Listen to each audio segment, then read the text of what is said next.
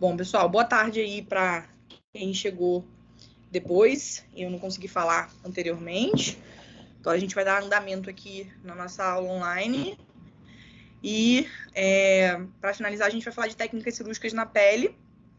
A gente falou de esôfago e traqueia anteriormente. Depois eu vou mandar a aula para vocês, mandar o link da aula para vocês mandarem aí para os colegas de vocês que não puderam participar da aula. E agora a gente vai falar das técnicas cirúrgicas na pele, então, tá? Bom, basicamente, gente, é uma aula que eu gosto bastante. É uma aula que eu incluí na disciplina há muito pouco tempo. Eu já desde que eu entrei, né, na faculdade de vocês, eu incluí essa disciplina, essa matéria, porque eu acho que é importante. A gente tem uma rotina clínica cirúrgica muito grande no que diz respeito a feridas, né, a traumas, mordidas, e não só isso. A gente tem uma clínica cirúrgica grande no que diz respeito a cirurgias oncológicas, principalmente tumores cutâneos. E aí, quando a gente tira neoplasias cutâneas, a gente sabe hoje que a gente precisa dar margem cirúrgica.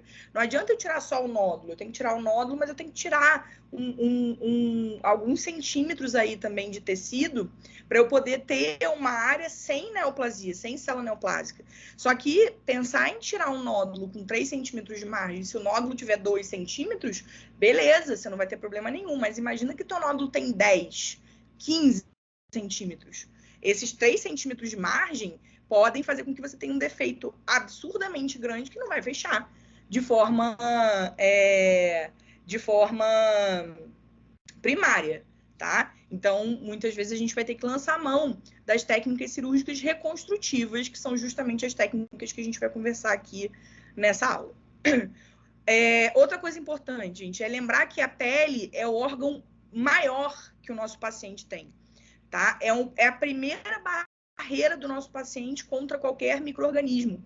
Muitas vezes a gente negligencia a pele, a gente acha assim, pele não tem problema nenhum, ferida não tem problema nenhum bicho morre de ferida, né? E não é bem assim, a gente dá uma boa negligenciada, né? E a pele é o maior órgão que o nosso paciente tem, é a primeira barreira que ele vai ter contra possíveis lesões, traumas, micro-organismos. Então, é muito importante a gente considerar esse órgão como sendo um órgão de suma importância, né? E entender como que a gente pode fazer técnicas cirúrgicas reconstrutivas ao nosso favor. Além disso, a gente também precisa ter o conhecimento de anatomia. Porque a gente acha que a pele é só a pele. A pele é a pele. Não tem nenhuma questão anatômica que eu tenho que saber sobre a pele. Não, tem muita. A gente precisa entender como que funciona essa pele, quais são as camadas, como é que é a vascularização, para que a gente possa fazer cirurgias reconstrutivas de forma adequada. Então, a gente vai conversar, sim, sobre anatomia. E aí, aqui, ó, a gente já tem uma prévia, né? A gente já tem um spoiler aqui, é a pele, né, mostrando as camadas da pele. A pele basicamente tem 3 camadas. Então, tem a camada mais externa, que é a camada da epiderme, tem a camada mais intermediária aí, que é a camada da derme, que é a camada que tem mais tecido conjuntivo, é uma camada bem firme, que é onde a gente vai encontrar aí os anexos. Então, a gente tem glândula sebácea, a gente tem o pelo, né? Tem o próprio folículo piloso. Os nossos pacientes não têm glândula sudorípara, né? Então, glândula sudorípara seria mais para a pele de humano. Nosso paciente não tem glândula sudorípara, cão e gato não tem glândula sudorípara. Mas ainda assim, todos esses anexos, folículo piloso, glândula sebácea, tá tudo localizado aí na derme, nessa segunda camada da pele. E por último, a gente tem a terceira camada, que é uma camada rica em tecido adiposo, né, que é a camada subcutânea, que a gente também pode conhecer como hipoderme. Então, a pele ela é dividida em epiderme, derme e hipoderme, tá? Além disso, gente, uma outra coisa importantíssima que a gente vai ver ao longo dessa aula é que cirurgia reconstrutiva demanda planejamento. Não tem como a gente fazer na orelhada, não tem como a gente ir fazer uma cirurgia num paciente, tirar um tumor enorme, sem ter planejado um plano A, um plano B, um plano C de reconstrução. Por quê? Vocês vão ver que tem muitas técnicas reconstrutivas. Não dá para a gente lembrar de tudo. Então, a gente tem que sentar o bumbum na cadeira, pegar o caso cirúrgico do nosso paciente, estudar e definir planos cirúrgicos reconstrutivos para cada paciente que a gente vai operar. Então, quais são as indicações aí das técnicas cirúrgicas reconstrutivas? Basicamente, a gente reconstruir áreas extensas, então feridas muito extensas, por exemplo, feridas em membro. Feridas em membros apendiculares, em membro torácico, em membro pélvico, é muito difícil a gente conseguir aproximar essas feridas por primeira intenção. Por quê? Porque o membro tem muito pouco tecido mole, tem muito pouca pele. Então, por exemplo, uma ferida desse tamanho aqui, gente, como que eu suturo essa ferida por primeira intenção? E aí, primeira intenção, gente, é quando a gente aproxima as margens de uma ferida. Essa daqui, como é que eu faço para reconstruir por primeira intenção essa ferida? Não dá. Eu não consigo ter pele aqui que chegue do outro lado. É uma ferida muito extensa. Além disso, gente, beleza, professora, é uma ferida muito extensa, mas vamos deixar cicatrizar por segunda intenção. É problema isso daqui. Ferida em membro, principalmente, gente, feridas em áreas de articulação, é muito difícil a gente deixar cicatrizar por segunda intenção. Por quê? Porque o animal mexe o membro o tempo todo. Então, muitas vezes não vai conseguir cicatrizar por segunda intenção, e não só isso. Às vezes até cicatriza, mas aí o bicho nunca mais dobra a perna. Porque isso aqui, gente, vai virar tudo um tecido conjuntivo, vai virar tudo cicatriz, a cicatriz repuxa. Pode ser que esse animal fique com o membro repuxado e nunca mais consiga apoiar esse membro, né? Então, a gente pode criar deformidades por conta dessa cicatrização por segunda intenção. Por isso que é bom, é sempre importante a gente pensar em técnicas de reconstrução, técnicas de cirurgia plástica, para a gente poder suturar essa ferida, né? Dar um jeito de reconstruir essa lesão de forma que o animal não tenha nenhum tipo de deformidade. Além disso, a gente não pode ter exposição de estruturas nobres. Então, por exemplo, aqui a gente tem exposição óssea, exposição de ligamento, exposição de tendão. Não pode ficar exposto. Essas estruturas são estruturas nobres. Não pode deixar essas estruturas expostas. Até porque é muito difícil. São áreas que são de difícil cicatrização também. É difícil formar tecido de granulação sobre tendão, osso. Então, é sempre importante a gente tentar fazer uma reconstrução de forma que a gente consiga evitar a exposição dessas estruturas nobres. Basicamente, qualquer ferida, né, muito extensa, são indicações possíveis para a gente fazer técnicas reconstrutivas. Aqui, 2 feridas em membro, ferida circunferencial no membro do animal, aqui na região de rádio una. Aqui também uma gatinha, região de rádio una. Como que eu não tenho nem pele para fechar aqui? A lesão foi circunferencial, arrancou toda essa pele da região da rádio una. Como é que eu chego a essa pele nessa aqui? Não dá, impossível, tá? Fora isso, a cirurgia reconstrutiva, ela anda de mão dada com a cirurgia oncológica. Então, por exemplo, a gente sempre vai lançar mão de técnicas reconstrutivas em animais que têm, por exemplo, tumor de mama, né? E a gente sabe que o tumor de mama é um dos principais tipos tumorais em cadela, é o terceiro principal tipo em gata. Então, a gente vai lidar com isso na nossa rotina. Além disso, neoplasias em região de face, porque a face também tem muito pouca pele. Então, por exemplo, esse animal com esse tumor aqui era um sarcoma de tecidos moles.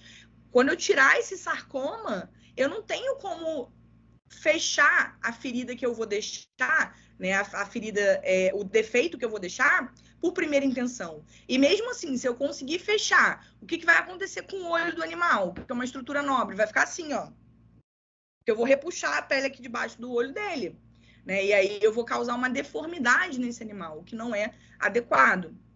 Além disso, neoplasias em membros apendiculares, porque membro tem muito pouca pele. Então, se eu tirar esse tumorzinho aqui com margem, eu não tenho pele para fechar, tá? E qualquer outro tipo de neoplasia cutânea que seja muito grande, inclusive em região tóraco-abdominal.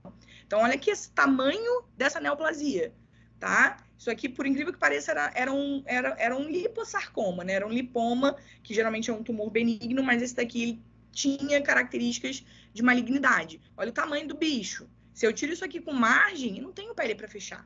Então, eu tenho que lançar a mão de técnicas reconstrutivas. Nossos objetivos são reconstruir grandes defeitos, reduzir a tensão, porque, gente, a gente não pode ter... Isso a gente vem falando ao longo de toda a técnica cirúrgica, a gente falou na primeira aula e está falando agora na última. A gente não pode suturar feridas sob tensão, porque se a gente tiver tensão na nossa linha de sutura, a gente vai ter decência. Então, para a gente não ter tensão na linha de sutura, muitas vezes a gente tem que lançar mão de técnicas reconstrutivas. E para a gente poder também remover massas com margem cirúrgica e sem a preocupação de, porra, beleza, eu tenho um mastocitoma aqui na coxa do meu paciente. Se eu tirar o mastocitoma com margem, eu não consigo fechar. Aí o que a gente fazia antigamente? Tirava sem margem, voltava o tumor. Hoje em dia a gente não tem mais esse medo. A gente sabe que a gente vai dar margem cirúrgica, que vai ficar uma ferida extensa, mas a gente tem muitas técnicas para reconstruir, tá? Então a gente não precisa mais ter essa preocupação de dar margem cirúrgica de segurança, porque a gente sabe que a gente vai conseguir fazer a reconstrução. Beleza, antes da gente começar a falar das técnicas cirúrgicas em si, é importante a gente falar de algumas considerações aí relevantes. A primeira delas é a vascularização cutânea, porque isso vai direcionar muito as técnicas reconstrutivas que a gente faz em cão e gato. Que são, né, cães e gatos são os animais onde a gente mais faz técnicas reconstrutivas, tá? Vocês já vão entender também por quê. Então, aqui, ó, é para a gente comparar a vascularização cutânea do ser humano com o cão e o gato. Então, basicamente, ó, aqui a gente tem as 3 camadas da pele. Epiderme, aqui é a derme, hipoderme, e depois da hipoderme, gente, que é o subcutâneo, o que a gente tem? A gente tem a musculatura esquelética. Embaixo da pele a gente não tem músculo, né? Então aqui a gente tem a musculatura esquelética. Como que é a vascularização da pele do humano? Então, sempre, gente, a vascularização, ela parte através do músculo. O músculo é uma área muito vascularizada. Então, as artérias e as veias que vão irrigar a pele sempre vão partir da musculatura. No humano, essas artérias, essas veias, elas têm uma disposição perpendicular em relação à pele. A gente tem em cada segmento de pele uma artéria e uma veia musculocutâneas. Então, ó, o azulzinho é a veia, o vermelhinho é a artéria e veia musculocutânea partindo perpendicularmente em relação à pele. E aí, essas artérias e veias subcutâneas, que são várias, ó, uma do ladinho da outra, aqui na região da derme, elas vão se ramificar e vão formar o plexo subdérmico, o plexo vascular subdérmico, que é bem rico em capilares, tá? Como é que é no cão e no gato? Não é assim. O cão e o gato não têm artéria e veia musculocutânea. O que eles têm? Eles têm o que a gente chama de artéria e veia cutânea direta. Eles não têm em cada segmentinho de pele uma artéria e uma veia. Eles vão ter em alguns segmentos espaçados uma artéria e uma veia que vão emergir da musculatura. Então aqui, ó, é a região da musculatura, a artéria e a veia, que se chamam artéria e veia cutânea direta, elas emergem da musculatura, vão ficar na região da hipoderme, e aí aqui a gente tem uma diferença importante. Na hipoderme do cão e do gato, a gente tem uma outra musculatura, que chama músculo cutâneo do tronco, que no humano não tem, ó. Aqui na hipoderme do humano não tem músculo cutâneo do tronco. No cão e no gato tem músculo cutâneo do tronco. Então, lá, na musculatura esquelética, emerge uma artéria e uma veia, em algumas áreas que são mapeadas, essa artéria e essa veia emerge, vão, ó, ficar paralelas no músculo cutâneo do tronco, então elas ficam paralelas em relação à pele, diferente aqui, ó, que é uma disposição perpendicular, e aí, quando ela entra aqui no músculo cutâneo do tronco e corre paralela em relação à epiderme, o que essa artéria e essa veia fazem?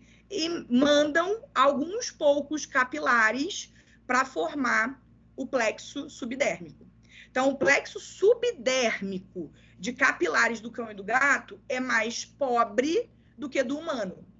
Em compensação, o cão e o gato têm um músculo cutâneo do tronco, tem áreas mapeadas, onde a gente tem a emergência de uma artéria e uma veia cutânea direta, e o subcutâneo do cão e do gato é extremamente frouxo, coisa que o nosso não é, né? Então, no cão e no gato, a pele, ela se movimenta muito, é bem frouxo.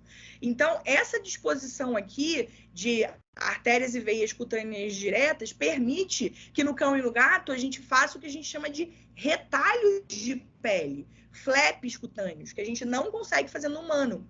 No humano, a técnica que mais dá certo é a técnica de enxerto de pele, não é a técnica de retalho de pele, porque no humano não dá para fazer retalho, a pele é muito presa, não dá para eu tirar a pele de um lugar e jogar para o outro através de um retalho, porque eu não consigo fazer isso por conta da hipoderme, tá? Em compensação, no cão e no gato, a gente consegue. E eu falei para vocês que essas artérias e veias cutâneas diretas que emergem em alguns pontos, elas são mapeadas. Então, a gente tem um mapeamento de cada artéria e veia cutânea direta que vai irrigar determinada área do corpo do meu paciente. Então, por exemplo, essa região da coxa do cão e do gato é irrigado por uma artéria e uma veia cutânea direta, que é essa aqui, que se chama artéria e veia genicular. Então, eu sei que aqui na região do joelho emerge uma artéria e uma veia genicular que vão irrigar toda essa porção de coxa do meu paciente. Então, qualquer técnica reconstrutiva na região da coxa, eu posso usar retalhos que tenham a artéria e a veia genicular. Tá? Então, para cada área, a gente vai ver que tem uma artéria e uma veia cutânea direta responsáveis pela irrigação. E aí, com isso, a gente consegue mapear áreas para fazer os nossos retalhos de pele, que a gente vai ver já já. Tá? Além da vascularização, que é uma questão importante da gente entender, outra questão importante é a gente entender que existem diferenças na fisiologia da cicatrização do cão e do gato. Aqui, gente, é o contrário. Só para não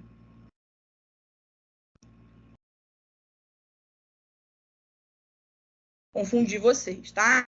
Então, existe uma diferença entre o padrão de fisiologia da cicatrização do cão e do gato, tá?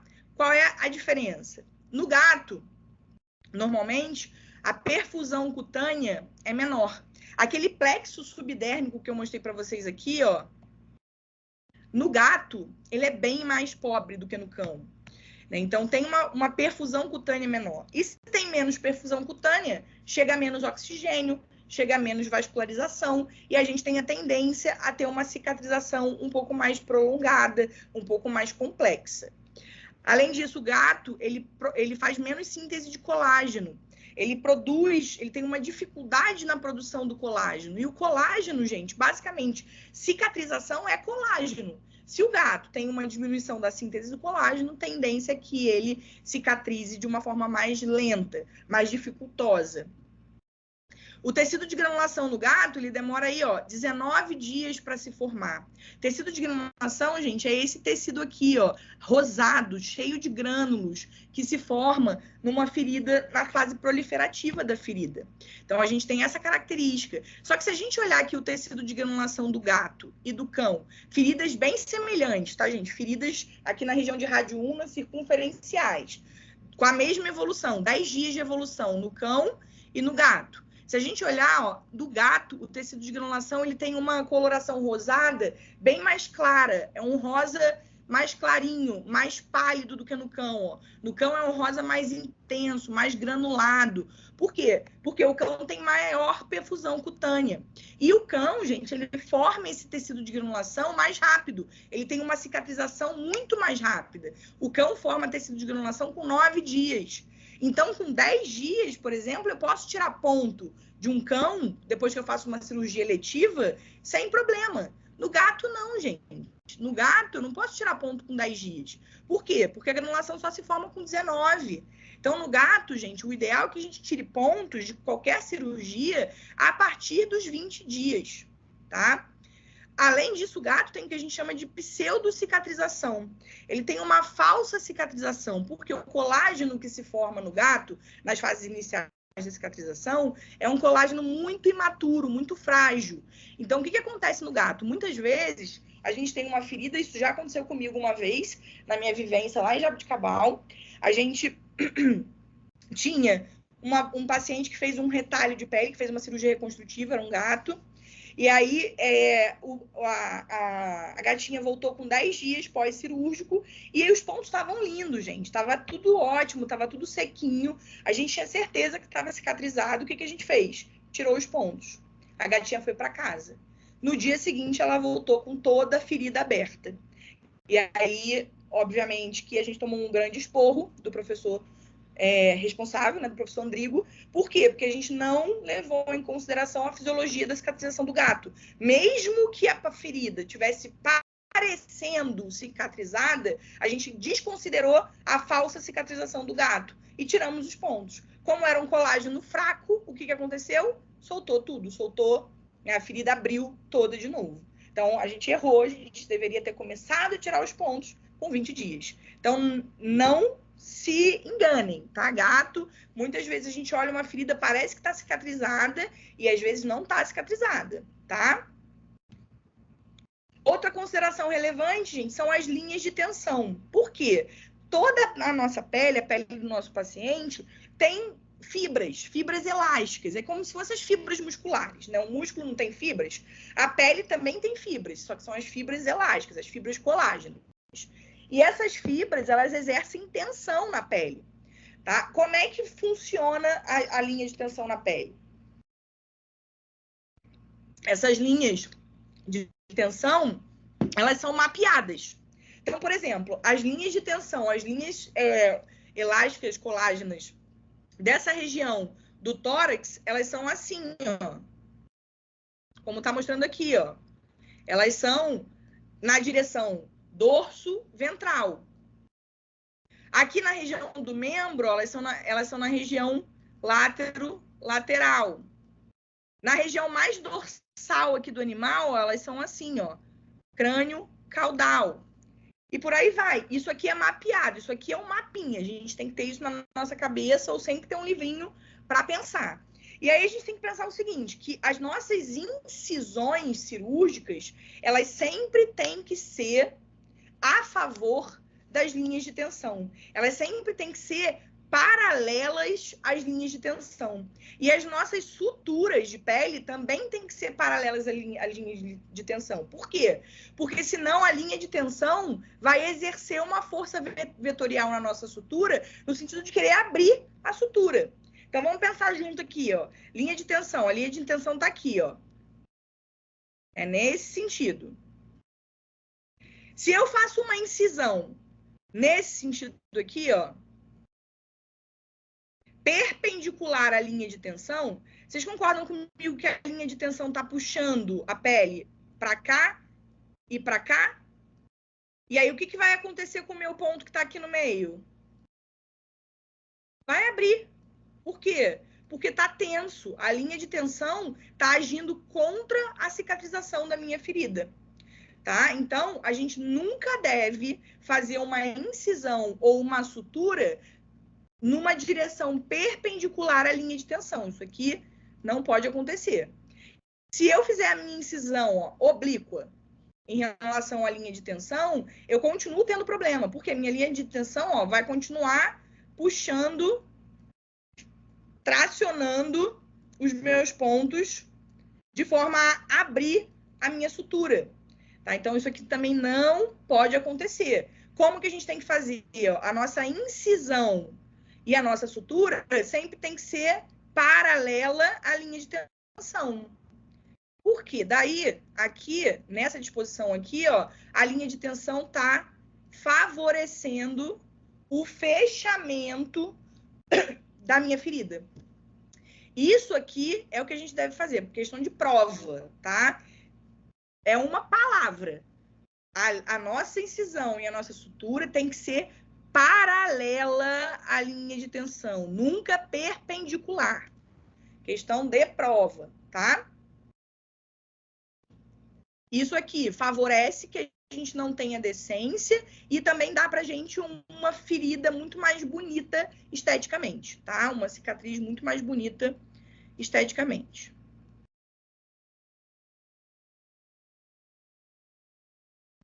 Beleza? Alguma dúvida, gente?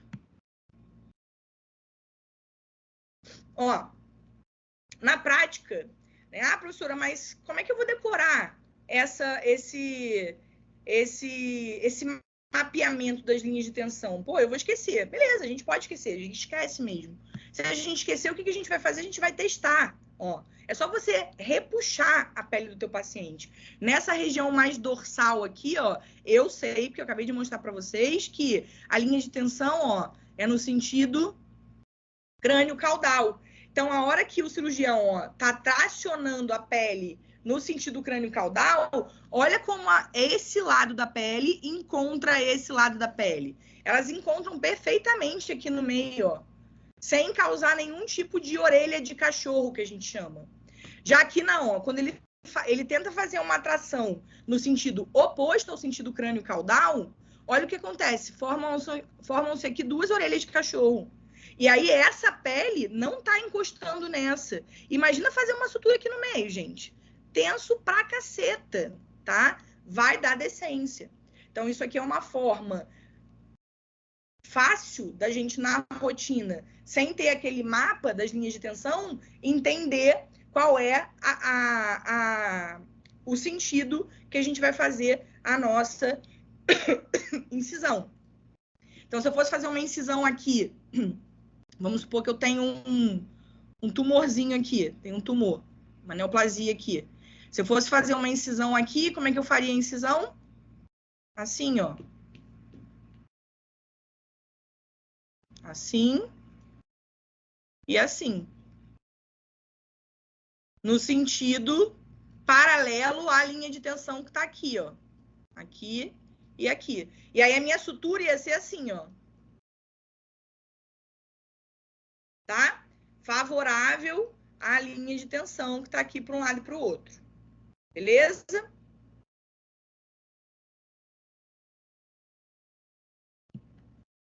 Aqui foi justamente o que a gente fez. Então, aqui é um animal, né? Ele tinha 3 nodulações. Uma na região mais dorsal, que é essa região aqui, ó, mais dorsal, e 2 na região mais lateral do tórax. Então, as nossas incisões, ó, sempre paralelas às linhas de tensões. Aqui na região dorsal, a linha de tensão tá aqui. Então, a gente fez a incisão aqui, ó, paralela à linha de tensão. Aqui nessa região, a linha de tensão é assim, ó. Então, como é que a gente fez a incisão? Paralela à linha de tensão. E a sutura, a mesma coisa. A sutura aqui foi aqui, né? Nessa região. E aqui foi assim. Tá? Sempre favorável à linha de tensão.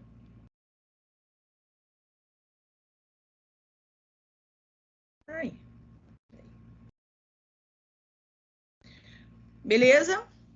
Outra consideração relevante, gente, para a gente fazer cirurgia reconstrutiva é a elasticidade da pele.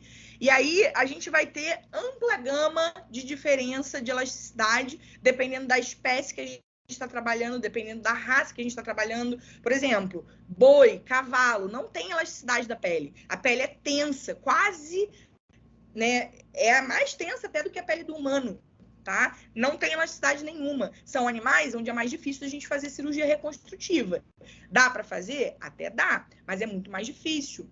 Cão e gato tem a pele muito mais elástica, tem o subcutâneo muito mais frouxo, mas ainda assim, dentro do cão e do gato tem as raças. Então, por exemplo, um Bull Terrier tem a pele muito mais fixa, um subcutâneo menos frouxo, a pele mais tensa, menos elástica. Agora, um Shar-Pei, porra, tem pele, tem elasticidade para dar e vender na pele. Tem o subcutâneo frouxíssimo, né? Um Sphinx, né? É diferente de um siamês, por exemplo, em relação à elasticidade da pele. Então, a gente tem que considerar também as raças, além de considerar as espécies. E tem que considerar também o indivíduo, tá, gente? Então, cada animal individualmente é diferente. Então, antes de toda cirurgia reconstrutiva, eu vou no meu paciente e vou testar a pele, vou avaliar a elasticidade, vou avaliar como é que tá esse subcutâneo, se ele é muito frouxo, se ele não é. Vou fazer todas as medições para conseguir fazer as minhas reconstruções. Como eu falei lá no início,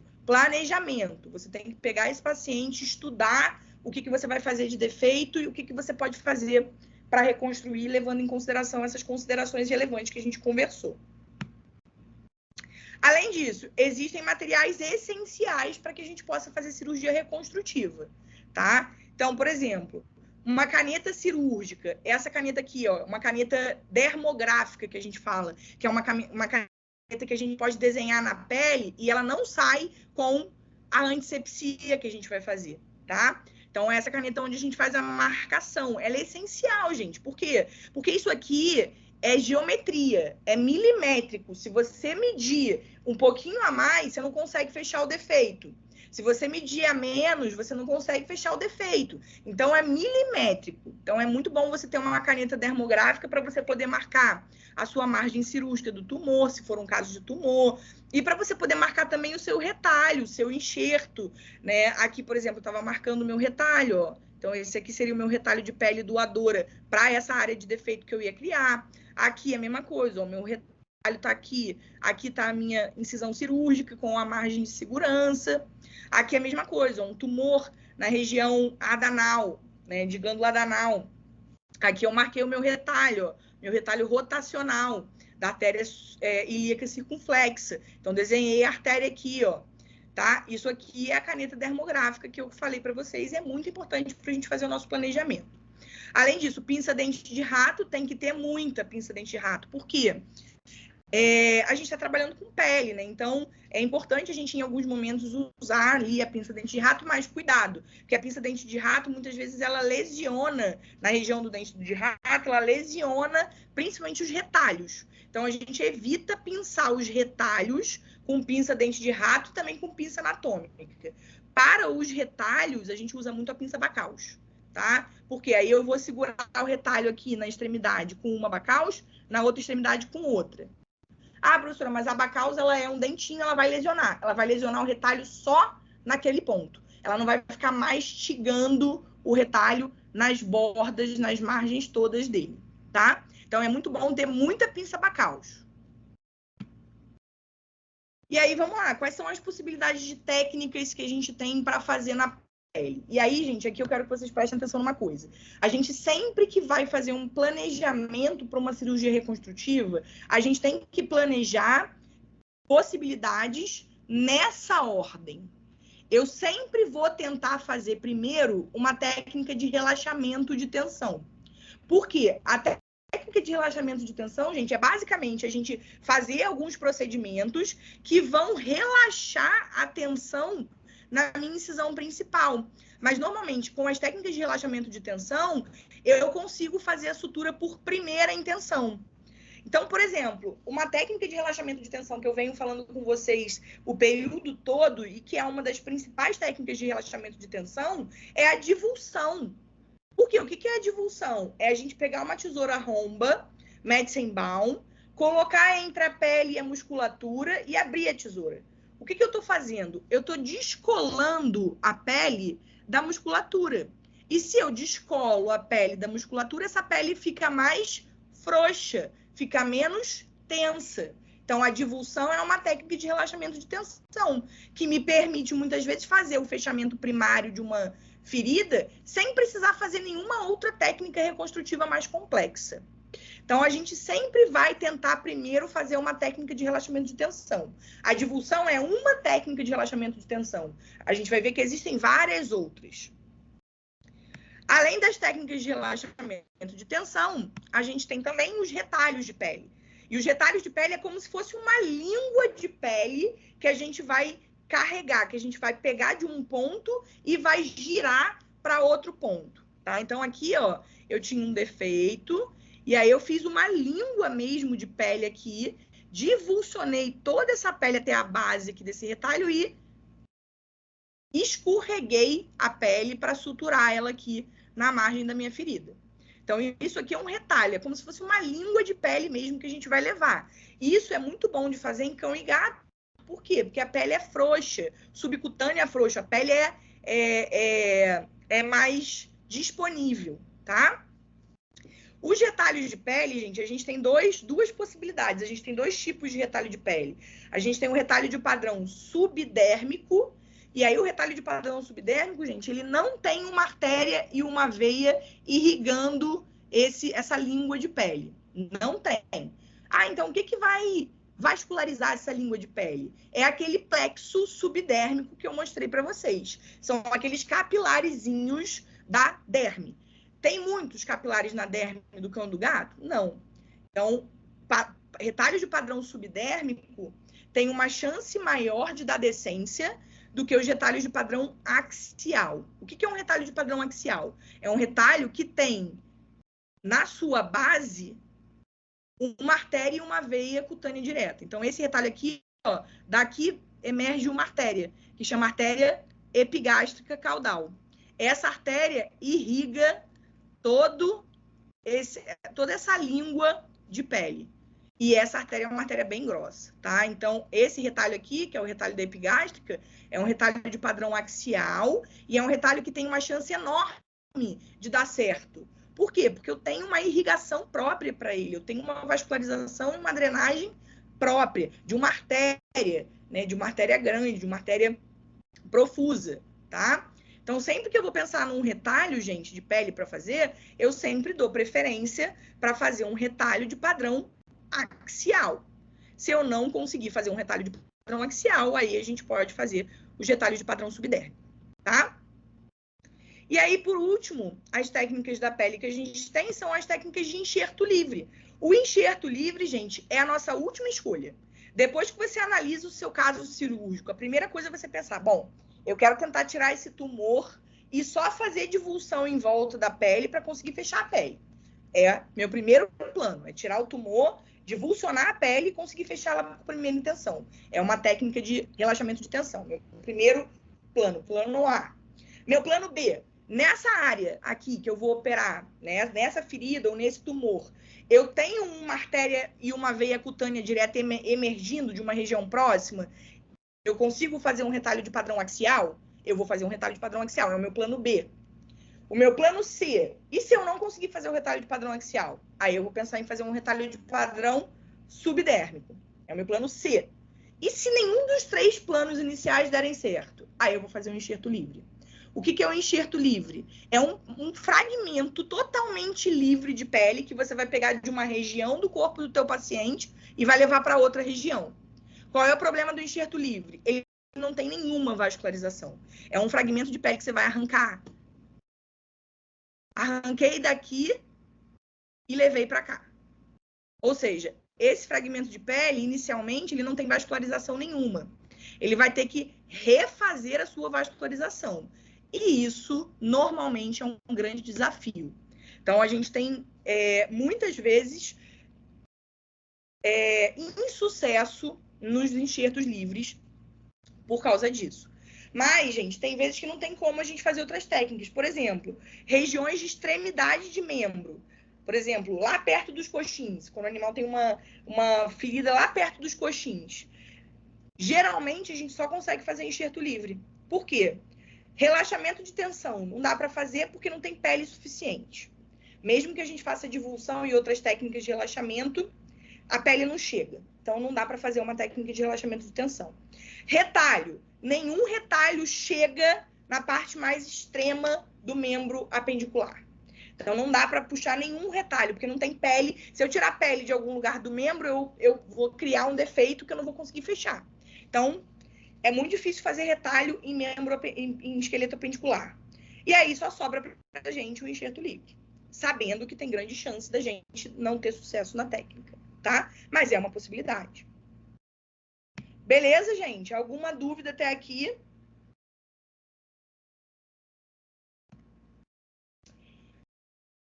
Entendendo isso, gente, inicialmente, o que eu preciso que vocês entendam? Quais são as possibilidades de técnicas e quais são as que a gente vai escolher como plano A, B, C e D. Então, de novo, o meu plano A sempre tem que ser uma técnica de relaxamento de tensão, porque é o que tem a maior chance de dar certo. Meu plano B é um retalho de padrão axial, que é um retalho que tem uma artéria e uma veia irrigando ele. Então, é um retalho que tem mais chance de dar pega, ou seja, é um retalho que tem mais chance de dar certo.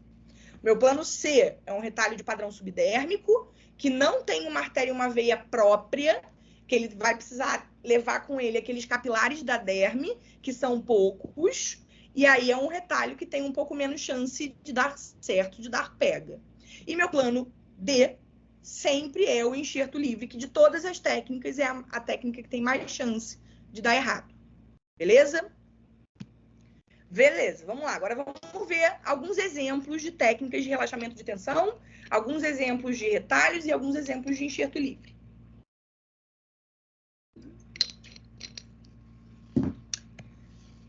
Primeira técnica de relaxamento de tensão e uma das mais efetivas, gente. Toda vez que a gente precisa fazer uma reconstrução de pele, a gente antes precisa fazer essa técnica. Para qualquer uma das outras, eu vou fazer um retalho, eu vou fazer um enxerto, a gente sempre precisa divulsionar a pele antes. É a primeira técnica e é a técnica de relaxamento de tensão mais efetiva, tá? Que é a divulsão. Por quê? Porque a gente vai inserir a nossa tesourinha embaixo lá do músculo cutâneo do tronco, entre a hipoderme e o músculo esquelético, uma tesourinha de Metzenbaum, que é uma tesourinha de divulsão, e vamos abrir a tesoura. E quando a gente fizer isso, o que a gente vai fazer? A gente vai liberar a pele da musculatura. Se eu libero a pele da musculatura, a pele fica mais livre, fica mais frouxa, e me permite que eu faça o fechamento dessa lesão aqui, muitas vezes, e quando não consigo fazer o fechamento, pelo menos eu consigo diminuir o tamanho da minha lesão, e aí eu consigo fazer retalhos menores e enxertos menores. Então, a divulsão é isso aqui, ó. Ver se vai passar o vídeo. Ó, uma feridona que tem tensão, ó, não consigo aproximar as margens, vou fazer divulsão, ó. Tesourinha romba entre a pele e a musculatura e abre. Entre a pele e a musculatura e abre. Só com a divulsão vocês vão ver como é que vai ficar já. Ó, já consigo aproximar muito mais as duas margens. Tá? Praticamente já consigo suturar a ferida, tá? E olha que eu fiz divulsão só de um lado. Toda vez que a gente tem a ferida, gente, o ideal é que a gente faça a divulsão em todos os lados de uma ferida, para a gente conseguir ter um relaxamento de tensão. Aqui nesse vídeo eu só tinha feito desse lado aqui por enquanto, tá? Além da divulsão, gente, a gente tem algumas suturas que também ajudam a fazer um relaxamento na nossa incisão principal. Então, quais são essas possibilidades de sutura? A sutura longe, perto, perto, longe e a longe, longe, perto, perto, que são essas aqui, ó.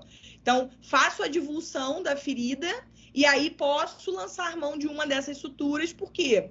Porque como ela é uma sutura que tem 4 pontos de ancoragem, ó, 1, 2, 3 e 4, toda a tensão dessa sutura fica nos pontos 1 e 2 e libera a tensão aqui no ponto 3 e 4, que é a região onde a gente vai ter a nossa sutura, tá? Então, a gente libera a tensão na sutura principal, na ferida primária. Além disso, a gente tem o U vertical, que também é um outro tipo de sutura que também faz um relaxamento de tensão, e a sutura captonada, que é inclusive uma sutura que a gente viu na nossa aula prática de suturas. É uma sutura que também tem o intuito de fazer relaxamento de tensão. Além dela, gente, a gente tem uma sutura que é magnífica, que é excelente, que a gente sempre também tem que lançar mão, sempre que possível, a gente tem que lançar mão dessa sutura, que é a sutura andante, que a gente chama também de walking suture. Por que sutura andante? Porque ela promove um andamento da pele, é como se a pele estivesse andando. Então, a gente sempre faz primeiro divulsão da pele, essa pele tem que estar solta, ó, ela tem que estar livre da musculatura. E aí a gente vai fazer a sutura andante e essa língua de pele, ela vai andando e vai se aproximando da língua de pele do outro lado da margem da ferida. Então, ela promove uma aproximação das margens e, além disso, gente, essa sutura, como ela é feita nessa região aqui da derme com o músculo, ela vai aderir essa língua de pele no músculo, assim. E aí, o que ela vai fazer? Ela vai acabar com o espaço morto. Normalmente, cirurgia reconstrutiva, como a gente tem que fazer divulsão da ferida, a gente fica com muito espaço morto. E ali, se a gente não tomar cuidado, a gente vai ter seroma, né? A gente vai ter edema. Então, a walking suture evita que a gente tenha também esse grande espaço morto ao redor da ferida. Como é que a gente vai fazer a sutura andante? Basicamente, a gente vai passar a nossa agulha. Aqui a gente tem uma interseção, ó, entre a pele e o músculo. Então, esse ponto de interseção aqui é importante. A gente vai inserir a nossa agulha aqui na região da derme. Não pode passar com o fio para o outro lado aqui, tá? A gente não pode ver o fio. Vou passar com a agulha só na região da derme, a uma distância X. Essa distância X, gente, geralmente é de 1,5 centímetro. Então, essa distância cis aqui é 1,5 centímetro a 2 centímetros do vértice. Então, eu vou passar a agulha aqui, ó, nesse ponto, a 2,5 centímetros do vértice aqui, do ponto de encontro entre a pele e a musculatura. Depois, eu vou passar a agulha na musculatura a 2 vezes essa distância. Então, se eu passei 2 centímetros, eu vou passar aqui, ó, a 4 centímetros na musculatura. E aí, quando eu fizer minha sutura, isso aqui vai acontecer, ó. Essa pele vai andar, vai caminhar. Vamos ver no vídeo, porque no vídeo vai ficar mais fácil de vocês entenderem. Ó, agora o vídeo completo, tá? Então, a ferida grandona, com tensão no meio, não dá para fechar por primeira intenção. Vamos fazer uma técnica de relaxamento de tensão. Primeira técnica sempre é a divulsão. Então, estou divulsionando aí a ferida, tem que divulsionar todo o entorno da ferida.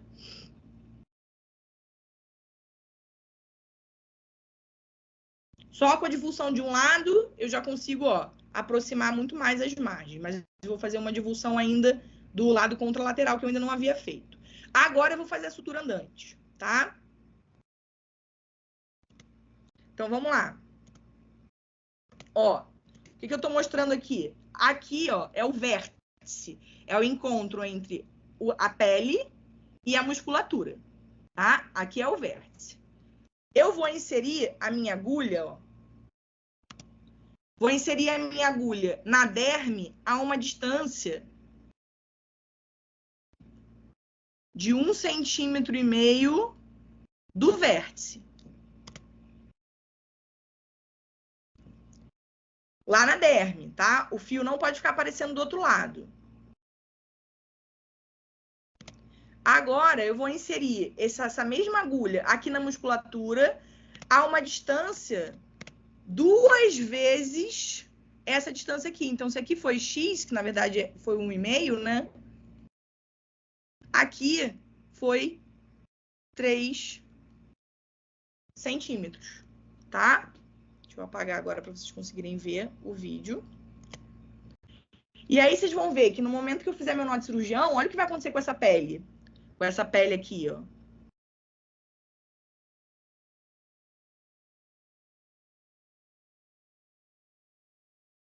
Ó, andou. A pele caminhou. E não só a pele caminhou, eu acabei com aquele espaço morto que existia entre a pele e a musculatura.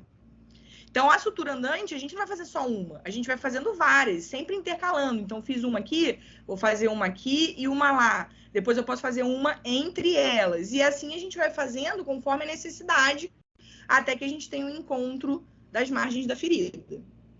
Então, é uma super técnica de relaxamento de tensão. Normalmente, o walking suture associado à divulsão, gente, já resolve a maioria dos defeitos cutâneos que vocês vão pegar na rotina de vocês. Então, aqui eu só tinha feito a walking de um lado, tá? E olha como eu já consegui aproximar. Eu nem tinha feito a walking suture do outro lado ainda. Se eu fizesse do outro lado, essa ferida aqui ia ficar sem tensão nenhuma. Tá? Então, são 2 super técnicas de alívio de tensão. Existem outras técnicas de alívio de tensão? Sim, existem várias outras. Então, eu vou trazer para vocês aqui só algumas. Então, aqui a gente tem, por exemplo, a técnica das incisões pontilhadas.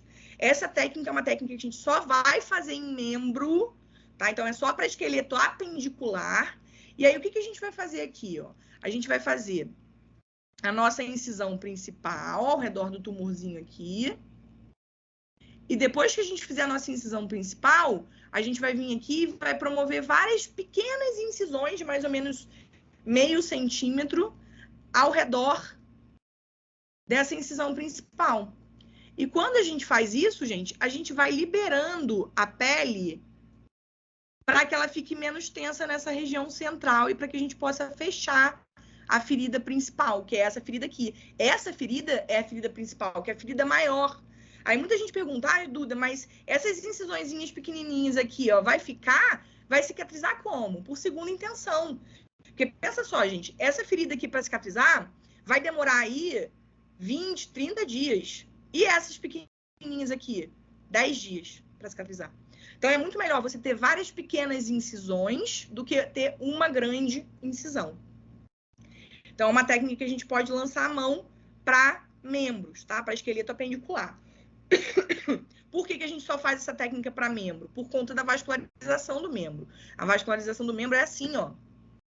É de baixo, de cima para baixo. Então, a hora que eu faço as minhas incisões laterais aqui, ó, eu não tô seccionando a vascularização. Pelo contrário, tá? Eu tô favorecendo que essa vascularização continue acontecendo. Isso aqui, ó, é a V para Y plastia. Então, é uma outra técnica também possível, onde a gente tem aqui, ó, a nossa incisão principal. Aqui, por exemplo, eu aqui, né, eu ia tirar um mastocitoma. Eu tinha até preparado para fazer um retalho de padrão axial, mas eu consegui. Qual era o meu primeiro plano? Plano A era uma técnica de alívio de tensão. Qual? V para Y plastia. Então, eu tirei o mastocitoma aqui com margem cirúrgica, ficou uma feridona. Eu até consegui fechar a região mais proximal e mais distal da ferida, mas essa região aqui ficou com uma ferida grande, ó. Eu não conseguia fechar, ficava tenso. O que eu fiz? Fiz um V aqui, peguei o bisturi e literalmente fiz um V aqui, como ele tá fazendo aqui, ó.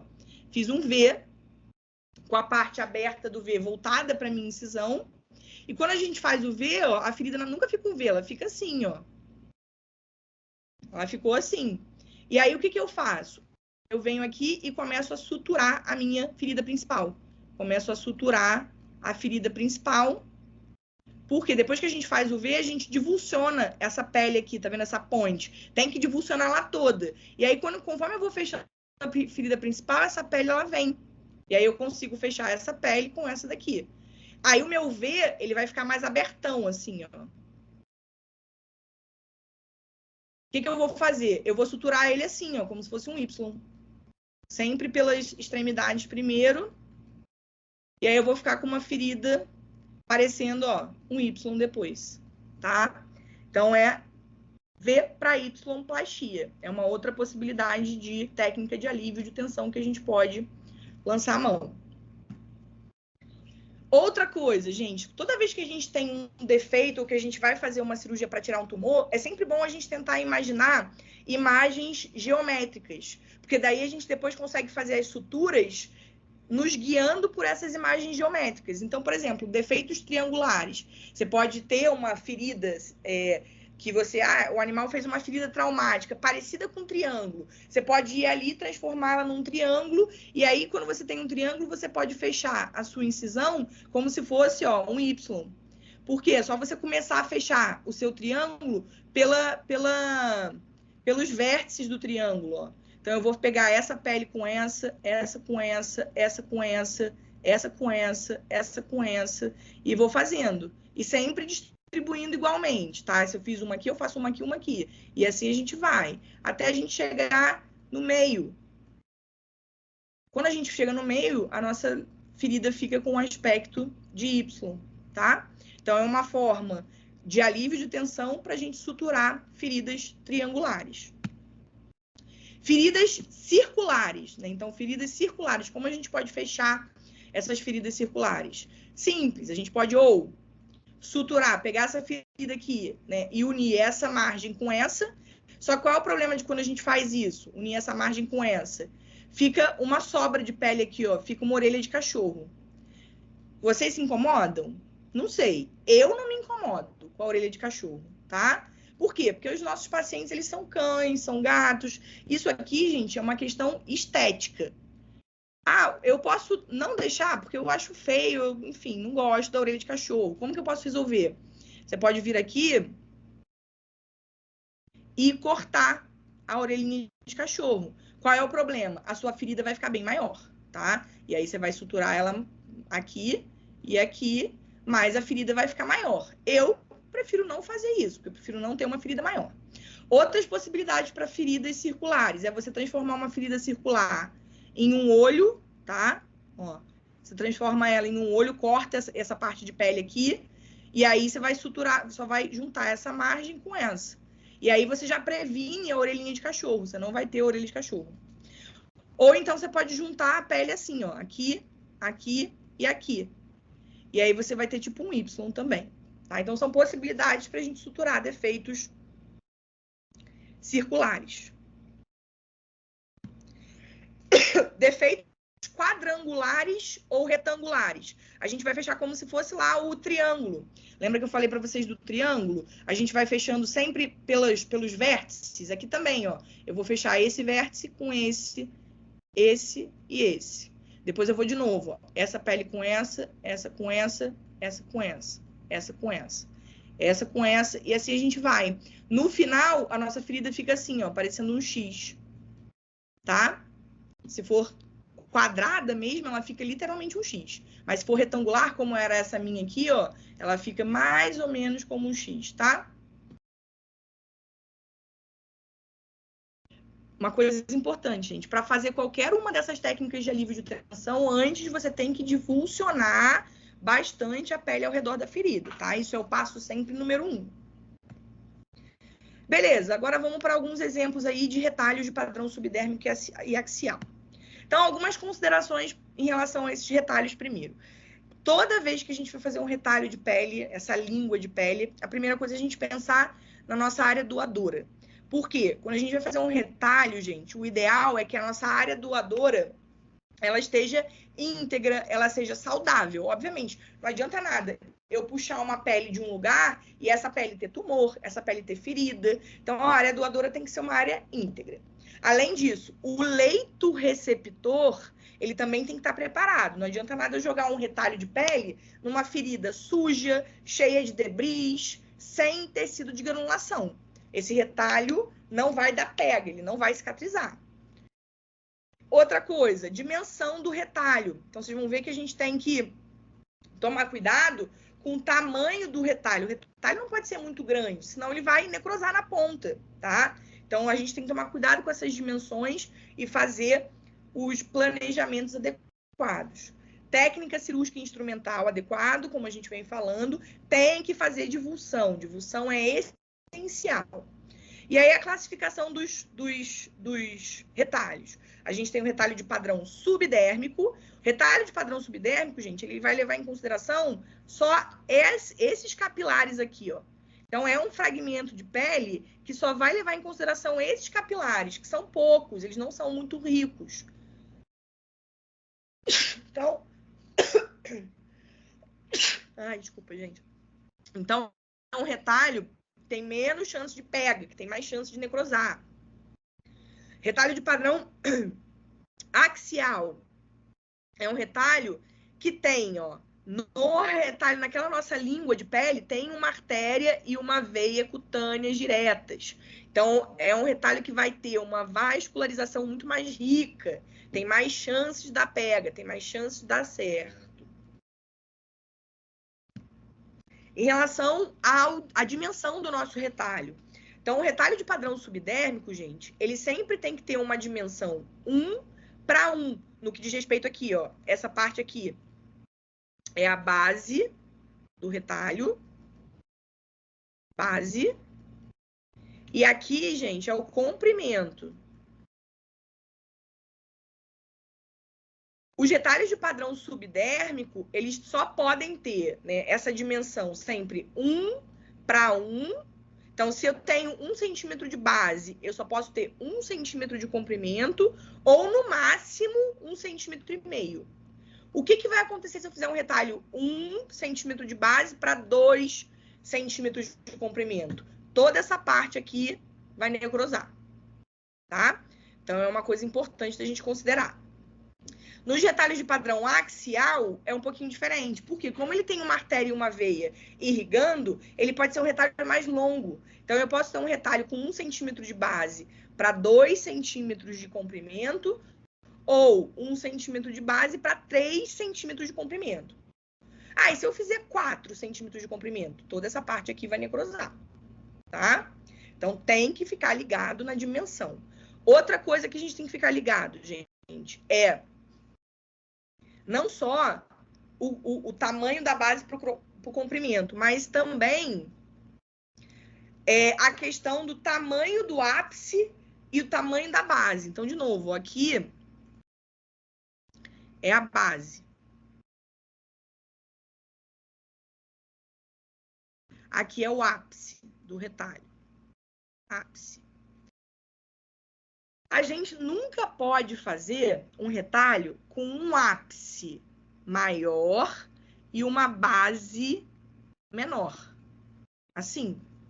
Por quê, gente? Essa base é muito pequena para irrigar esse ápice inteiro, que é tão grande. Vai necrosar, tá? Então, sempre tem que ser o contrário. Eu tenho que ter uma base ampla e um ápice menor. Aí sim, aqui eu consigo, ó, irrigar todo o ápice, todo o comprimento do retalho. Sempre tem que ser 1 para 1 ou 1 para 1,5, se for retalho de padrão subdérmico. Se for retalho de padrão axial, 1 para 2 ou 1 para 3, tá? Então, isso aqui a gente tem que sempre se ligar em relação à dimensão dos nossos retalhos. Reconstrução de defeitos com retalhos de padrão subdérmico, tá? Então, vamos ver alguns exemplos de retalho de padrão subdérmico. Por exemplo, aqui era um coelho, tá? Aqui é a região cranial, aqui é a região caudal, essa daqui é a região dorsal do coelho. Aqui a gente optou por fazer um retalho de padrão subdérmico, ou seja, aqui nesse retalho, gente, não tem uma artéria e uma veia cutânea direto. Não tem, tá? É um retalho que ele leva em consideração só aquele plexo de capilares subdérmicos, tá? E aí é um retalho que a gente chama de retalho unipediculado, porque ele só tem um pedículo, ele só tem uma base aqui, ó. O que eu vou fazer? Eu vou tirar essa pele aqui X e vou avançar esse retalho, por isso que ele é um retalho de avanço. Vamos ver o vídeo, é um vídeo.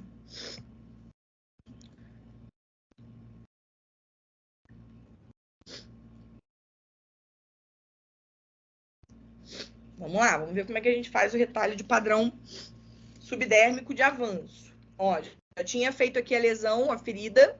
Então, o animal já estava com a ferida. Sempre tem que fazer o quê? Divulsão. Mas ainda não vou fazer isso. Primeiro eu estou seccionando aqui o retalho que eu já tinha desenhado.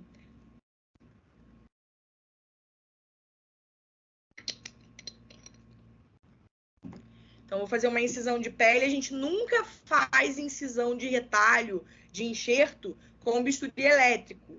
Para fazer a incisão aqui, ó, para fazer a confecção dos retalhos do enxerto, é sempre com bisturi a frio, tá?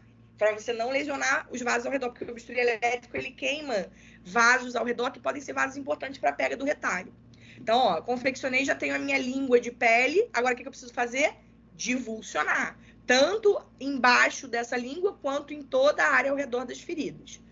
Ó, não vou ficar pinçando o retalho com pinça dente de rato e com pinça anatômica. Eu pego um vértice dele com a pinça Bacchus e outra com outra pinça Bacchus. E agora o meu auxiliar vai ficar só puxando esse retalho através das pinças Bacchus para a gente não ficar mastigando o retalho.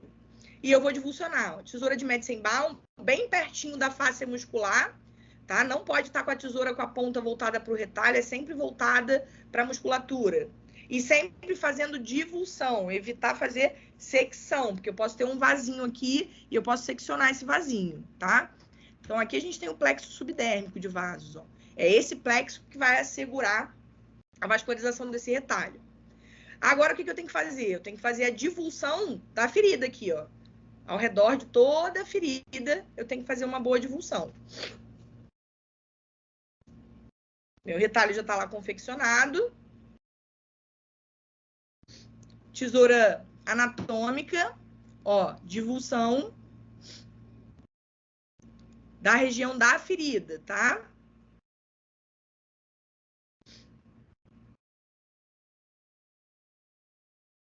E agora que eu divulsionei a região da ferida, a gente vai avançar o retalho.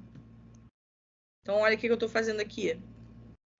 Avançando essa língua de pele. E aí eu vou fazer a sutura. Então, a sutura de retalho é uma coisa importantíssima, gente. Retalhos, tá? Independente de padrão axial ou subdérmico. A gente nunca pode fazer o walking suture, a sutura andante, embaixo aqui do retalho, porque a sutura andante, gente, eu tenho que passar a agulha na derme. E aí, se eu fizer uma sutura andante, eu posso, no momento que eu passo a agulha nessa língua de pele, eu posso acertar com a agulha justamente o vaso que está irrigando esse retalho. E aí eu vou perder o retalho. Então, eu só posso fazer o walking suture aqui na ferida, ao redor. No retalho, eu não posso. E a sutura, gente? A sutura é sempre uma sutura simples interrompida, tá? Várias suturas simples interrompidas. Então, cirurgia reconstrutiva, gente, é 500 pontos, é 600, 700 pontos simples interrompidos, tá? E fica espaço morto. Ah, professora, se eu não posso fazer sutura andante aqui embaixo, vai ficar um espaço morto entre a pele e a musculatura. Não vai ter nada ali. Sim, não vai ter nada. Então, por isso que depois de cirurgia reconstrutiva, o que a gente precisa? A gente precisa de curativo. Curativo compressivo. Para esse retalho ficar comprimido em cima do músculo e cicatrizar. Além disso, a gente poderia ter botado um dreno, tá? Mas eu não curto muito o dreno, porque o dreno é uma porta de entrada de micro-organismos. Mas a gente pode botar. Se quiser botar, tem que tirar em no máximo 3 a 5 dias para não ter uma infecção ascendente. Então, a gente sempre tenta fazer essa sutura sem pinçar o retalho, tá? Ou pinçando o mínimo possível para você não ficar mastigando a margem do retalho e poder ter um foco de decência. E agora, gente, é distribuir sutura, tá? É distribuir as suturinhas. Eu sempre gosto de fazer, ó, a metade da ferida. Vou fazer uma sutura aqui, uma aqui e uma aqui. Depois eu vou fazer o meio do meio, o meio do meio. E assim eu vou fazendo, tá? Para distribuir melhor a tensão, ó. Pego o retalho o mínimo possível. Tento só apoiar com a pinça o retalho. E aí agora aqui é suturar, tá?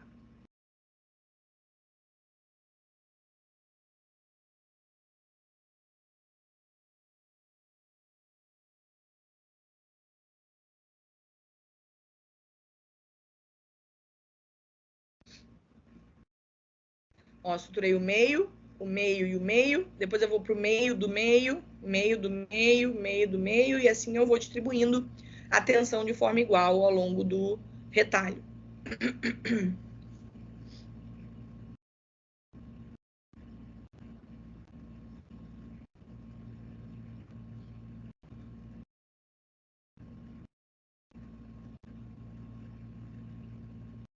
E aqui tá o meu aspecto final, tá? Aqui eu ainda podia ter dado vários pontinhos aqui, tá? Então, aqui só para vocês entenderem mais ou menos como é que vai funcionar esse retalho de avanço. Então, o retalho de padrão subdérmico, tá? Aqui eu tenho um outro retalho de avanço, ó, que eu fiz. Então, tirei essa neoplasia, avancei esse fragmento de pele aqui, ó, igual a gente fez ali no vídeo. Então, esse fragmento de pele foi avançado. Eu suturei essa margem aqui, depois que eu tirei a neoplasia. Aqui, ó, é um retalho de padrão subdérmico também, mas não é de avanço, é de interpolação. Então, aqui, ó, eu tinha uma língua de pele aqui, ó. Eu tirei uma língua de pele aqui, e aí eu girei essa língua de pele pra cá. Só que aqui, ó, eu tenho esse espaço aqui de ponte de pele. O que eu tenho que fazer nessa ponte de pele aqui, ó? Eu faço uma incisão nessa ponte de pele, abro um espaço para poder colocar o retalho, porque o retalho não pode passar por cima dessa ponte de pele e nem por baixo. Então, eu tenho que fazer uma incisão aqui, divulsionar e separar, né, essa ponte de pele para o retalho poder ser girado para a minha ferida primária ali. Então, o retalho que a gente chama de retalho de interpolação. Gente, não precisa decorar o nome desses retalhos. Eu não vou cobrar isso na prova. Eu só preciso que vocês entendam qual é a diferença de um retalho de padrão subdérmico, de um retalho de padrão axial, qual é o melhor, qual é o que dá mais pega, qual é o que tem mais chance de dar certo. Isso aqui que eu estou mostrando para vocês são exemplos, tá? Para vocês conseguirem visualmente entender o que eu estou falando. Isso aqui é um retalho de padrão subdérmico rotacional. Eu simplesmente vou imaginar essa ferida como sendo um círculo e vou rotacionar essa língua de pele aqui, ó. Eu vou rotacionar e suturar ela aqui embaixo. Justamente como eu fiz aqui, ó. Eu fiz aqui uma língua de pele assim, ó. E essa língua de pele eu suturei aqui embaixo. Obviamente, depois de fazer toda a divulsão, né, que a gente precisa fazer. Então, esse pontinho aqui, ó, veio parar aqui embaixo, tá?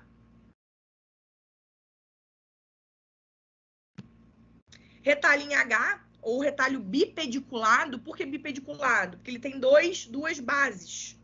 Então, aqui, ó, eu literalmente tirei aqui a neoplasia, fiz um retalho aqui, um retalho aqui e avancei esses dois retalhos de forma que eles se encontraram aqui no meio. E aí fica com esse aspecto de H. Eu tenho duas bases, ó. Eu tenho essa base e tenho essa base. Então, é um retalho que a gente chama também de retalho bipediculado, porque ele tem dois pedículos, duas bases.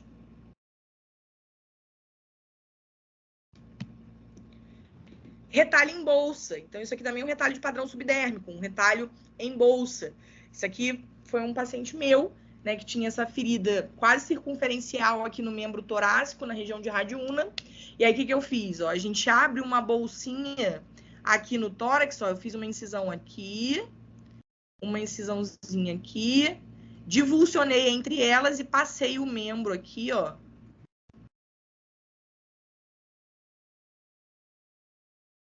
Entre elas, ficou assim, ó. Aqui tá a pontinha da pata dele, aqui tá o cotovelo, o membro tá passando dentro dessa bolsa de pele, tá? Então, é um retalho em bolsa. Depois, geralmente a gente faz isso, esse animal fica com curativo de 15 a 20 dias. Depois, quando já tiver cicatrizada aqui a minha sutura e essa aqui, eu venho aqui num segundo procedimento cirúrgico e secciono aqui e aqui. E aí solto esse membro de novo e suturo essa pele lá atrás, tá? Então, é um retalho também de padrão axial, chamado retalho em bolsa. Isso aqui é um retalho da bolsa escrotal. A bolsa escrotal também não tem uma artéria e uma veia que irrigam ela. A bolsa escrotal é toda vascularizada pelo plexo subdérmico. Então, é um retalho de padrão subdérmico. Tinha um mastocitomazinho aqui, ó. Tirei esse mastocitoma, castrei o animal e avancei a bolsa escrotal dele para cá, para cobrir, ó. Então, a bolsa escrotal dele ficou meio deslocadona, tá? Tem que castrar o animal para poder ter a pele livre da bolsa escrotal para fazer esse tipo de retalho. Retalho da prega axilar. Então, é um dos melhores retalhos que a gente tem para mastectomia, quando dá errado a mastectomia. Então, esse retalho, ele usa essa prega aqui, da região da axila.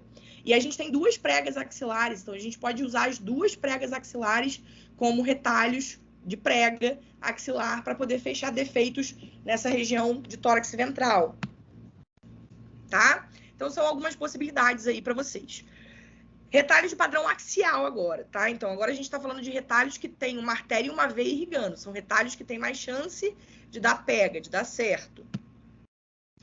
Esses retalhos, gente, eles têm um mapeamento. Então, pra gente fazer um retalho de padrão axial, é só você pegar o livro da Fossum e ver se, vamos supor que eu tenho, sei lá, eu tenho uma lesão, eu tenho uma neoplasia, nessa região aqui, ó, de úmero do meu animal, tem uma neoplasia aqui, tá? Eu vou pegar o livro da Fossum e vou olhar esse mapa e vou ver assim, bom, perto dessa neoplasia que eu vou tirar, tem alguma artéria e alguma veia cutânea direta que eu possa puxar um retalho? Pô, tem um monte, ó. Aqui, eu tenho essa aqui, que é a 2. Quem que é essa aqui? É a artéria homocervical. Eu tenho essa aqui, que é a 3, que é a tóraco-dorsal.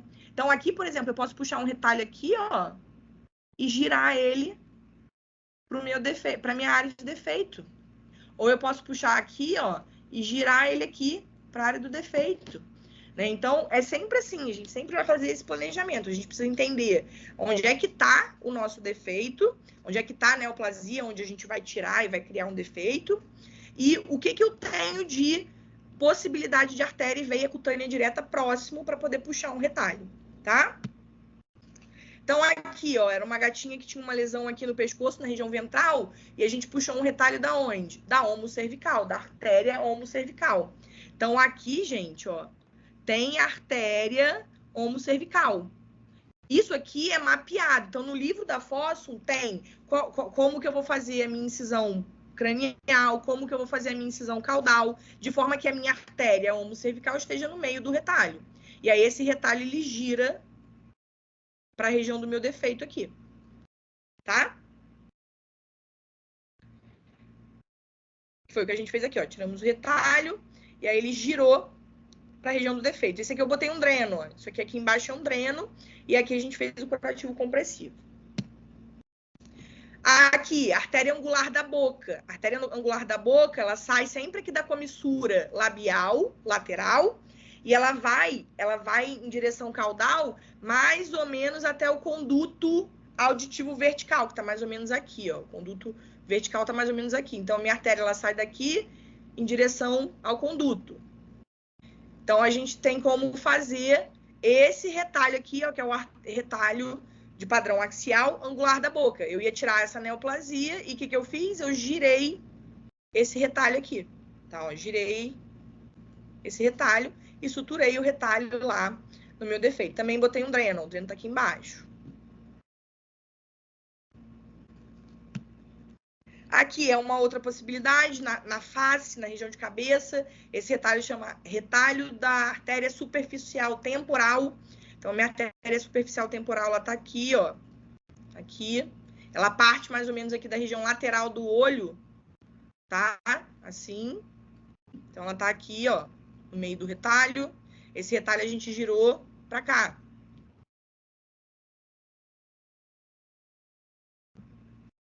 Aqui, braquial superficial. Então, é uma outra possibilidade aqui no úmero. Essa artéria, ela passa bem aqui na região cranial do úmero. E a gente pode levar esse retalho lá para o cotovelo do animal, que foi o que eu fiz. Eu tinha um defeito no cotovelo e levei aqui o retalho lá para a região do cotovelo. Aqui, ó, é um vídeo.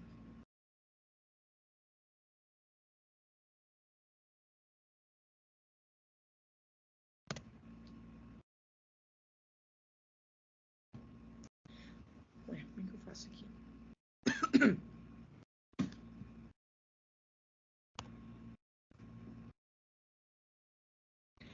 Aqui, ó, eu tinha uma lesão na região da tíbia, lateral da tíbia, e eu vou aqui confeccionar um retalho de padrão axial da artéria genicular. Então, aqui eu sempre tenho que seguir algumas referências anatômicas que o livro traz pra gente, tá? Então, a gente tem vários livros de cirurgia reconstrutiva. Por exemplo, aqui, ó, tem um livro de cirurgia reconstrutiva, tá? Então, dentro desse livro tem como eu vou confeccionar o retalho de padrão axial geniculado, tá? Então, beleza. Eu tenho aqui 3 referências anatômicas marcadas. Essa daqui é o trocânter maior, aqui é a patela e aqui é a tuberosidade tibial. Que são referências que o livro traz pra gente como referências importantes pra gente marcar o nosso retalho.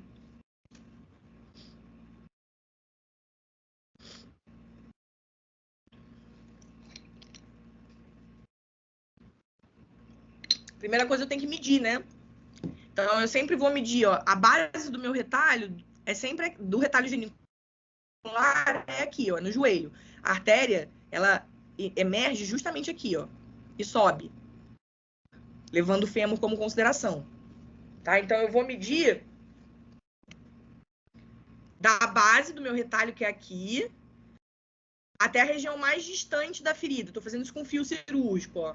Então, medir até a região mais distante da ferida e rotaciona. Ó, medir, vou rotacionar aqui, pum. Esse aqui tem que ser o comprimento do meu retalho.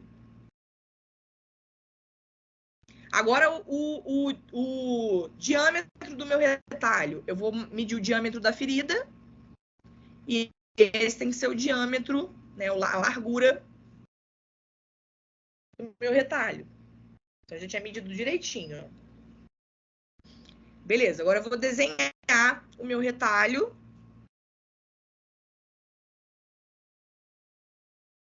Usando as minhas marcações ali como referência. E aí a gente desenha... O fêmur, gente, tem que estar bem no meio do retalho aqui, ó. Beleza, eu sei que a minha artéria tá ali, minha artéria genicular. Então, já delimitei o retalho, já desenhei ele com a caneta dermográfica. Agora a gente vai confeccionar um retalho, ó. Bisturi a frio, não pode ser bisturi elétrico.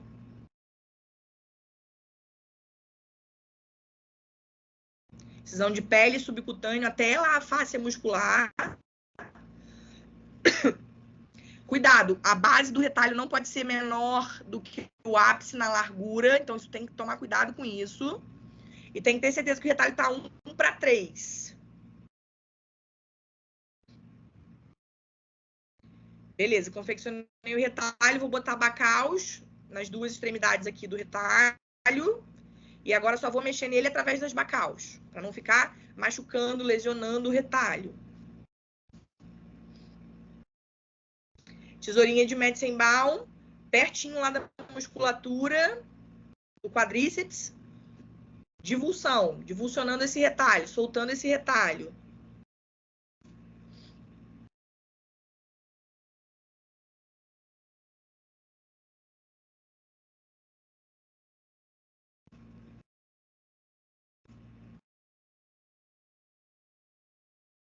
Aqui a gente até consegue ver, olha que linda a artéria genicular.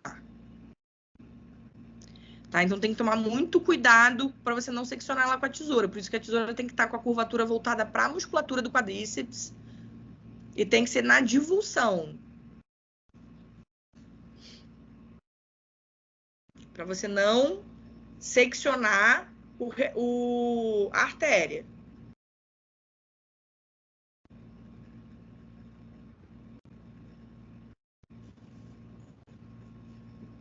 Olha lá que bonito.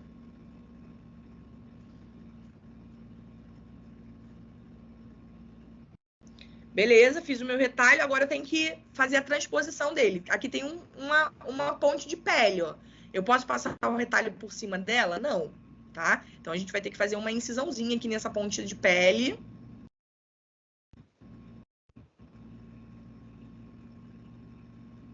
Ó, eu sempre vou fazer uma incisão nessa pontezinha de pele. Sempre faço aqui um prolongamento da base aqui do retalho, ó, faz uma incisão da ponte. Abre ali um caminho para você poder passar com o seu retalho. Vou divulsionar aqui um pouquinho, né? Porque a gente precisa divulsionar para poder abrir esse espaço.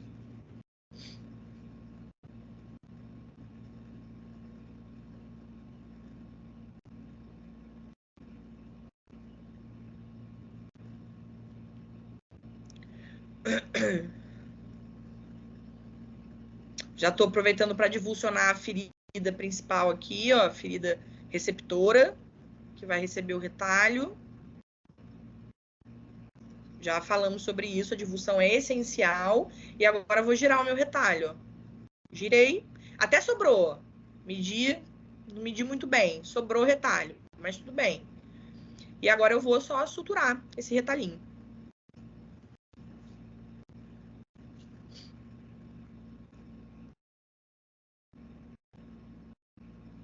Pronto, tá lá. A primeira sutura geralmente que eu faço é dessa bordinha aqui com essa bordinha aqui, é que eu vou fazer primeiro, geralmente é isso que eu faço primeiro, ó. Tem que divulsionar, então aqui eu já tinha feito toda a divulsão, tem que divulsionar toda a ferida ao redor. Vou fazer meu primeiro pontinho de sutura ali.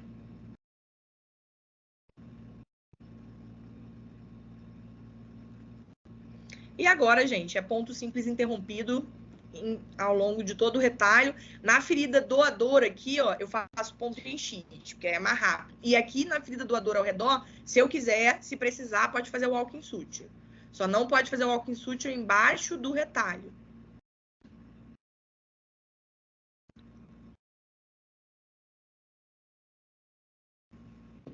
Ó, fecha super tranquilo lá em cima.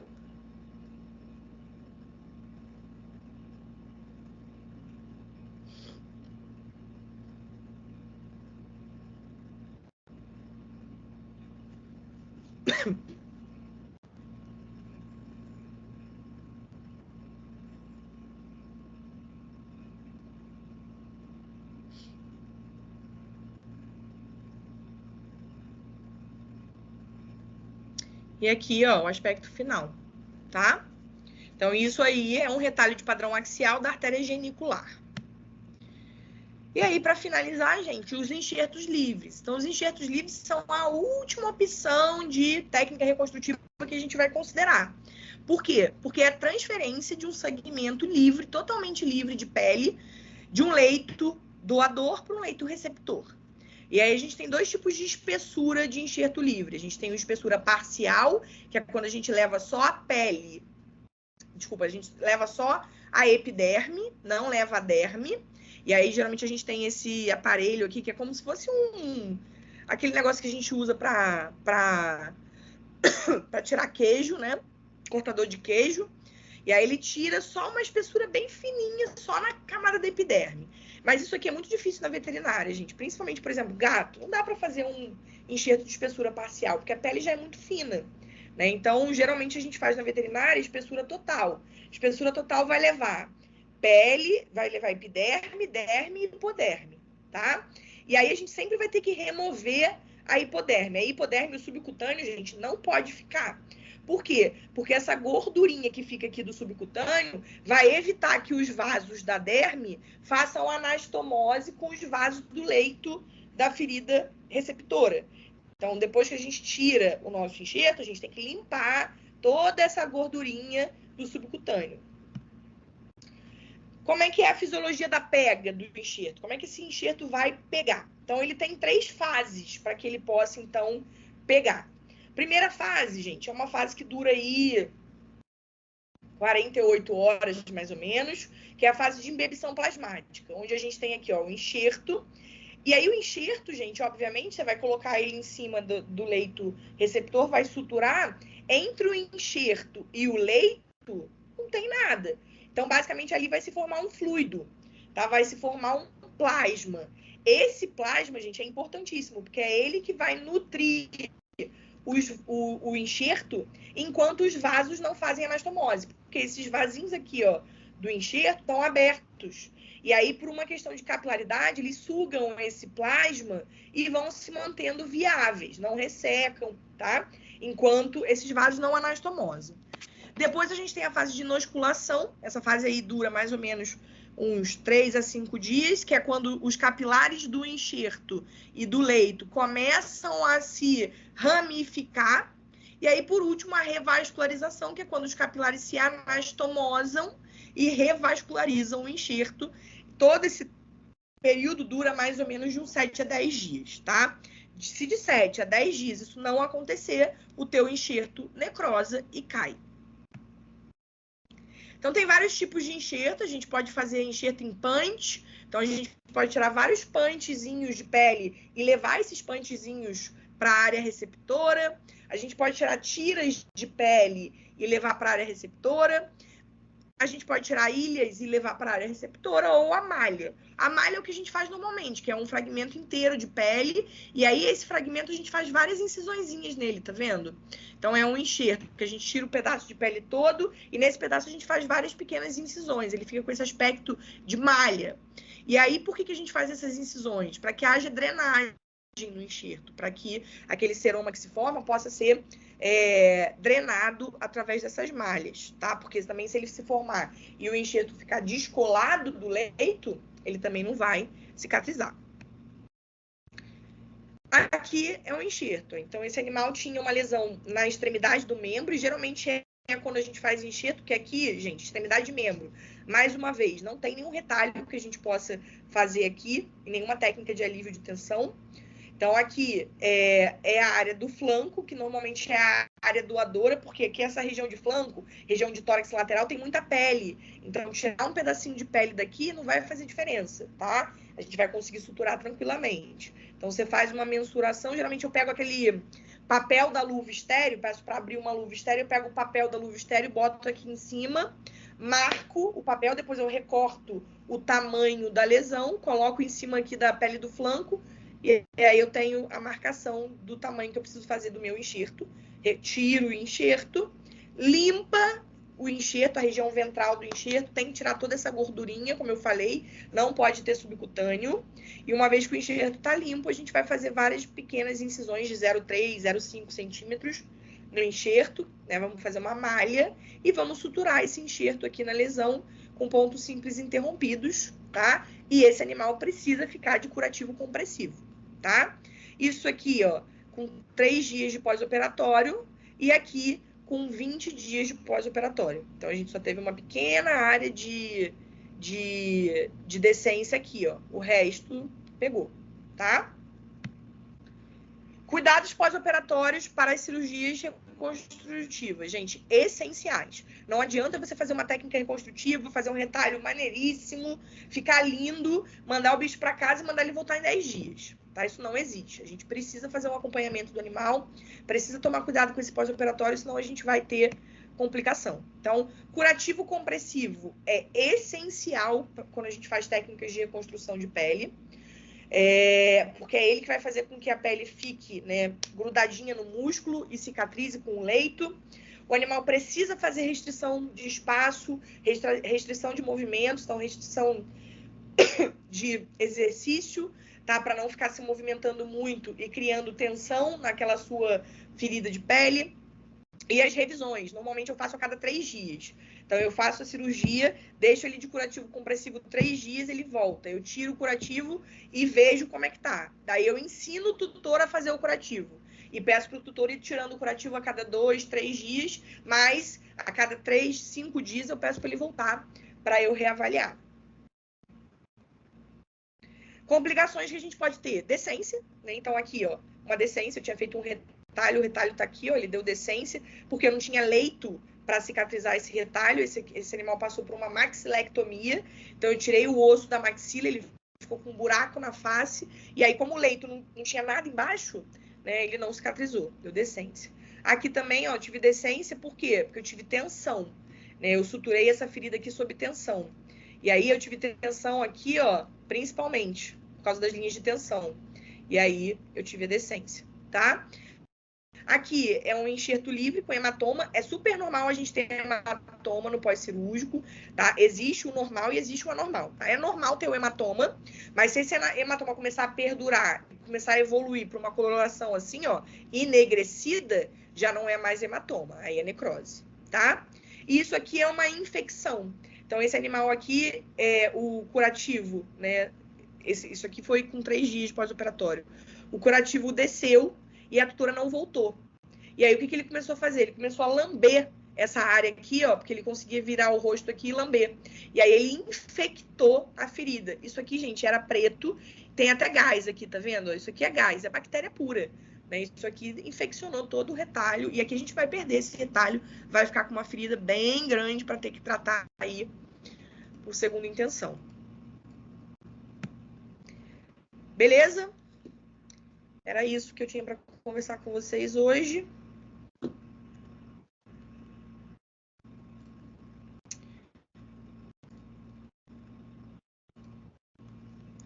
Vocês estão aí ainda? Estão vivos? Alguém tem alguma dúvida?